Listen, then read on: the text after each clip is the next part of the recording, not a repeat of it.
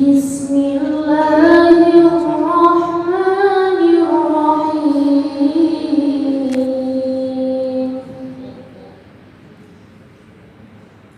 وقلنا يا آدم أنت وزوجك الجنة وكلا منها رغدا حيث شئتما ولا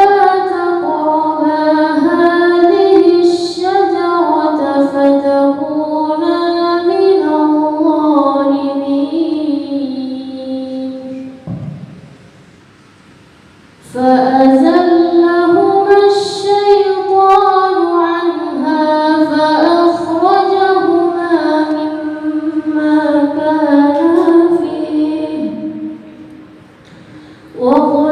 ثلاثين ليلة